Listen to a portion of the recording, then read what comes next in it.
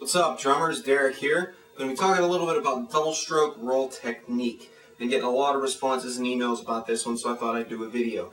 In the past, we've been talking about some exotic things like the molar and the one-handed stuff and all that coolness. But why don't we go back to basics a little bit and talk about some good double stroke roll technique. There's a lot of different ways to approach double stroke rolls and double strokes in general. I'll cover the ones that I know, and then some ways we can enhance our double stroke technique, some things we can practice and work on. And also, I've written out very generously a little exercise sheet that will be available with this video. I'll go over this very briefly. You can use this in your own practice time to develop your own double stroke roll technique. Okay, so what is a double? 2 notes. Doesn't get much more basic than that, okay? Now, the way I approach doubles is I try to think of changing as little as possible when I approach a double stroke roll. From singles, technique-wise, nothing should really change. Going from singles to doubles, like such. See, very little is changing in my wrists, in my arms, in my fingers. And the same thing with the left hand.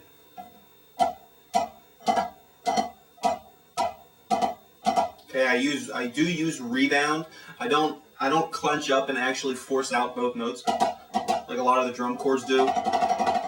Okay, I use rebound on the second note, and I find that gives me a nice even da-da-da-da-da-da, instead of the second note being less than the first one, which leads to all that nastiness, which we want to avoid and get this. A nice even da-da-da-da-da-da-da, right?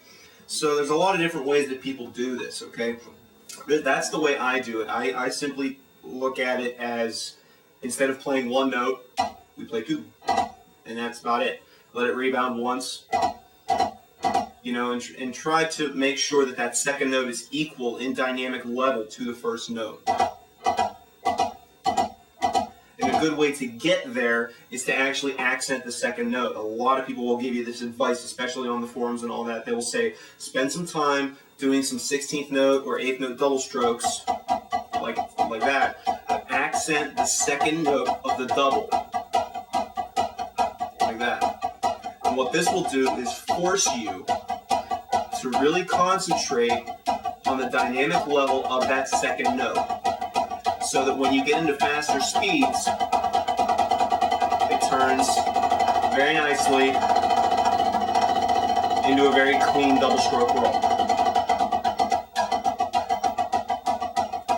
Okay? Now, I don't want to say do this all the time. Maybe 5 minutes of this in your practice session is really enough. Doing one accent over the other, or making the second note bigger, okay? And the reason I don't advocate doing too much of this is because in my teaching experience, I've seen too many students really tense up to get that second note out. You know what I mean? They really tense up to go from little to big. Okay? And the only way to avoid that is to loosen up and steal that tap. You know, and then it becomes good old molar pullout, and then you're not doing doubles anymore, you're doing something completely different, all right? So, yes, it's a good exercise for strengthening rolls, but don't rely on it 100% as your end-all exercise for getting a great double stroke technique, all right? Now, there's another way that a lot of people use, and that is the turn. They start with a French grip stroke, and then after the rebound happens, the wrist turns to German and gets the second. It looks like this. So it's almost kind of a rotation. I'm exaggerating the motions right now. But when you do it quickly, it just becomes this motion. Very similar to the motion you would use for the one-handed roll. Okay? Only instead of doing a continuous thing, we're just doing 2 notes. Okay? So you could think of down and turn, or you can think of push, pull, or you can think of down, up, all those many different analogies we can use. Another way people do it is what I call the drum corps method. And what happens there is the first stroke comes from the wrist, the second stroke comes from the finger, like that. You can see my wrist coming down, accept the rebound, and boom, close it with the finger. Same thing over here. Boom, close it with the top of the fingers.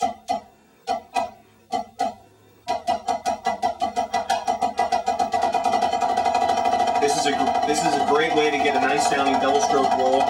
However, the problem with this one is you can see that my hands are very tense, okay? And we need to loosen up. However, if I try to apply this technique with a very loose grip, all of a sudden I completely lose that consistency, that nice 30-second note pulse that we're looking for. Okay, so you're going to have to try and find a balance between grip and technique, which will allow you to get the best sound. And remember, when it comes to double stroke rolls, we're striving for a perfect evenness. We don't want to know the difference between singles, doubles, paradiddles. They should all sound the same. If someone's there with you and they're not looking, they shouldn't be able to tell the difference. I'll play a measure of 16th notes, measure of paradiddles, measure of doubles, okay? And hopefully they'll all sound reasonably similar, okay? So it sounds like this.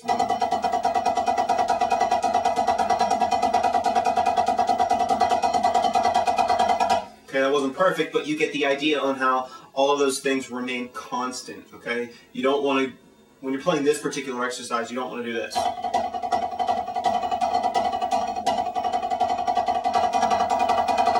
No, make sure each note is consistent within its time frame, whether it's 16th notes or 30-second notes. Let's try this 30-second notes.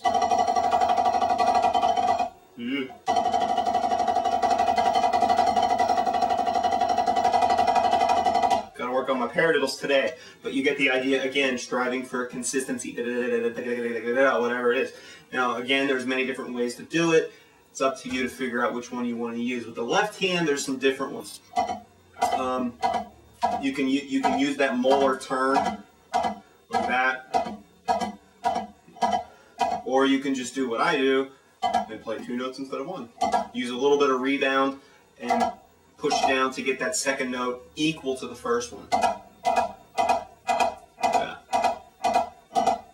Basically what it comes down to is I'm very lazy in my approach to things. I always try to find the simplest, easiest way to play what I want to play. And when it comes to double stroke techniques, for me, you know, this turn is nice. It allows you to remain open, but I don't want to have to think about French to German and all these weird turns and all these different techniques to do it. I just want to do doubles. I just want to be able to go from singles to doubles to triples to whatever and have nothing really change. You know what I mean? So if I'm playing,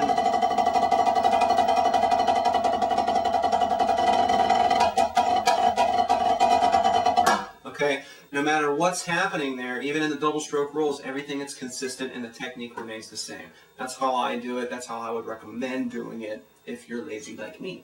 So those are some different ways you can approach the double stroke roll technique and ways you can try it out on your own. Okay, so now let's take a look at this little sheet I wrote. Hopefully this will help you develop your double stroke rolls. Now, none of the exercises on this do anything with accenting the second note or involve any kind of special techniques or anything like that. It's all about the notes. It's all about the 2 notes and making them sound equal, because that is a double stroke. Right? That's it. So, line number 1, very simple double beat exercise, one that we should all know. If you march in a drum line, you will know this. It sounds like this. 2, ready, and.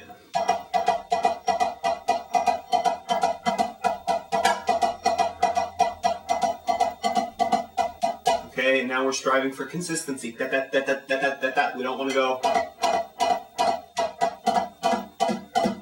Okay, we want to use our fingers a little bit here to help out that second note.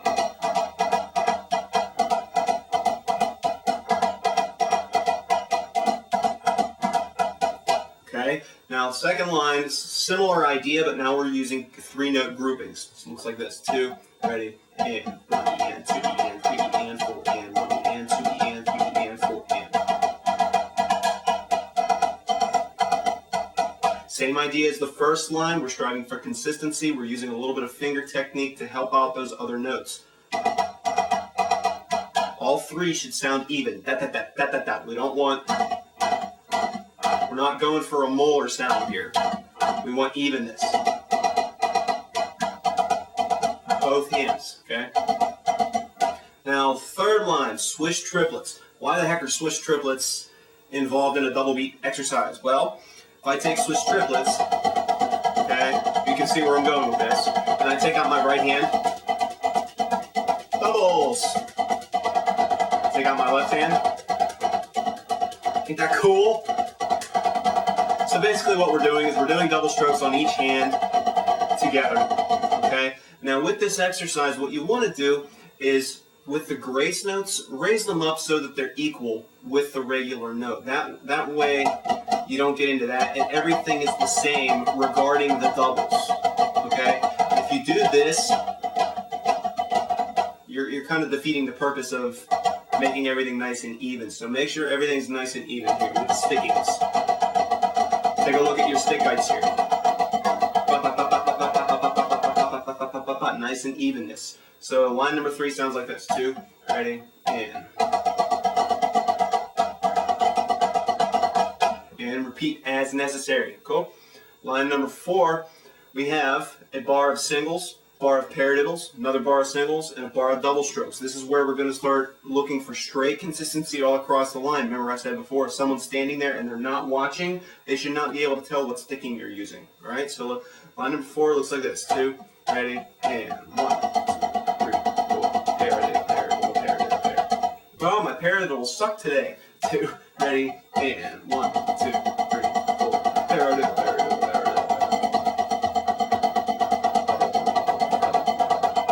Better. Again, all the way across, evenness. Da, da, da, da, da, da, da, da. No change, no accents, no nothing. Line number 5 is the exact same thing, only now instead of doing a whole bar of each segment, we're only going to do 2 counts of each. So it looks like this.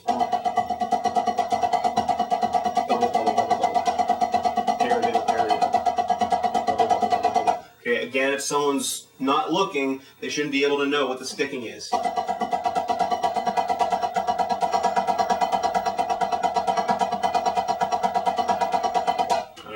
So if you're playing this exercise and you do hear differences in the dynamic levels of your notes, like in your paradiddles or in your doubles, then you know you need to focus on that section and really make sure those notes are even. Whether it be paradiddles or doubles, it should all sound the same. Well, line number 6, we have our first double stroke roll exercise. Sounds like this: 2, ready, and 1, 2.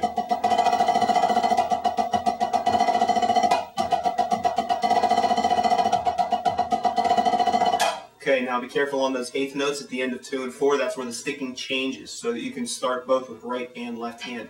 Now, with these double strokes, again, I want to change as little as possible with my technique. This is the way I approach it. Again, you can do it differently, but this is the way I do it. So when I'm going from 16th notes to doubles,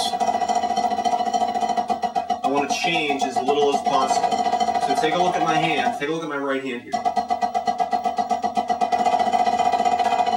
A little bit of a change, but not much. Left hand.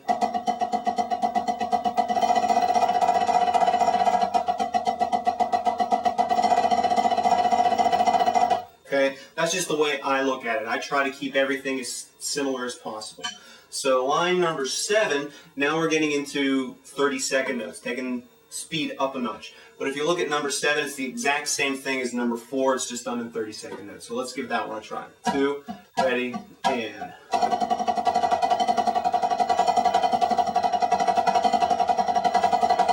Okay, now this is where we really start pushing the tempo up on these notes and really, really, really listening for the consistency of those notes.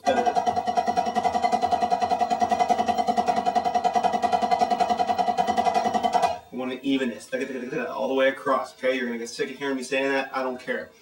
Line number 8, we have a count of singles, count of paradiddles, 2 counts of doubles. Okay, now we're kind of come full circle. This last line focuses on that double stroke. All right, so let's give it a try. 2, ready, and.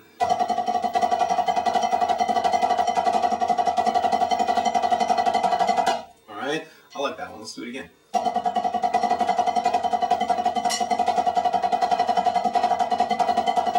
Cool. Okay, now going through these exercises, again, apply your double stroke technique. Or mess around with different ones. Try mine, try someone else's, try, anybody's. Get your own and make up your own exercises, things like that. Spend a little bit of time with this, but not too much, okay? This will help. This will help you to recognize that the second note is just as important as the first one, okay? But doing this all day will not help your double stroke rolls, okay? You have to apply what you're doing into real applications, and that's what this sheet is designed to do. To take this and using that second note, but now we're going to use it in real passages and make it even, like the first one, or even down to the last one.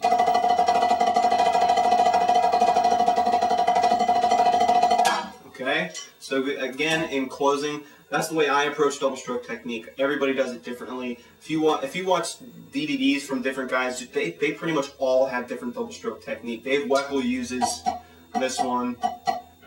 Some guys just use a very Gladstone motion of, or some do use that molar, that turn. Okay, you can. Whatever you want. Heck, even do open closes. Like that. I've never done that before. That's pretty cool. Check this out. This is the one-handed roll stuff. It's single strokes. So open, open, close, close. Down, down, up, up.